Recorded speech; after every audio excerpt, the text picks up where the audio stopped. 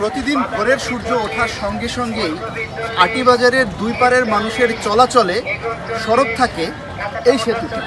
প্রায় 2000-এর বেশি মানুষের যাতায়াত এই সেতু দিয়ে। তবে হাটের দিনে সংখ্যাটা হয়ে যায় কয়েক গুণ। 2018 সালের শুরুর দিকে সেতুটির নির্মাণের কাজ শুরু হয়। তবে কাজ সম্পূর্ণ হওয়ার আগেই উদ্বোধনের মাধ্যমে চলাচলের জন্য উন্মুক্ত করে দেয়া হয় সেতুটি। এখন মোটামুটি কাজ করতেছে, পাশাপাশি আবার বন্ধ থেকে আবার কাজ শুরু হয়। তাই আমরা এটা নিয়ে অনেক সমস্যার ভিতরে আছি। বর্তমান সরকার ডাক্তার মোহাম্মদ ইউনূস বলতে চাই যে এটা আমাদের দিকে একটু লক্ষ্য করলে, দ্রুত কাজ করলে আমাদের উপকার হয়।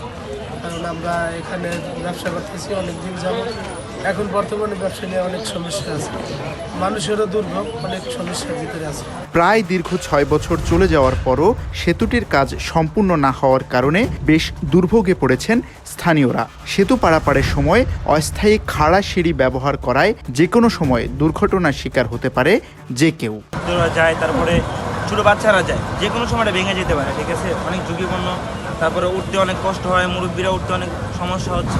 ঠিক আছে, তো এটা কাজ যত তাড়াতাড়ি শেষ করা যায় তত জনগণের উপকার হবে। ছোট বাচ্চা বা মুরব্বি এইসব জিনিসগুলো আর কি এখান থেকে উঠতে অসুবিধা হবে।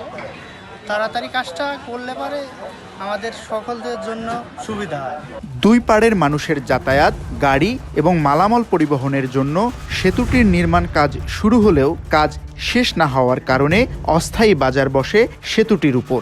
শিশু, বৃদ্ধ এবং নারীদের জন্য পারাপার কষ্টসাধ্য হওয়ায় সেতুটির পাশেই নড়বড়ে কাঠের সেতু দিয়ে পার হচ্ছেন অনেকে, যা অত্যন্ত ঝুঁকিপূর্ণ। কারণ এই রাস্তাটাতে আমরা চলাচল করছি, এই যে ব্রিজটা অনেকদিন ধরে আছে, ব্রিজটার কাজ হচ্ছে না ঠিক করে, অনেক সময় নিচ্ছে কাজটা করতে। এই রাস্তাটা খুবই খারাপ, খুব ডেঞ্জারাস, যাতায়াতের জন্য খুব কষ্টকর। বিদ্যা মানুষ পড়েও যেতে পারে, ব্যথাও পেতে পারে, তাই জন্য এদিক দিয়ে চলাচল করছে মানুষ। অচিরেই কাজ শেষ হলে এই সেতুর উপর দিয়ে মানুষ যাতায়াতের পাশাপাশি চলবে গণপরিবহন সহ মালামাল স্থানান্তরের পরিবহন। ফলে অর্থনৈতিকভাবে সমৃদ্ধ হবে এই এলাকা, এমনটাই প্রত্যাশা সবার। কেরানীগঞ্জ, আটিবাজার থেকে শামীম চৌধুরী, ভিওডি বাংলা।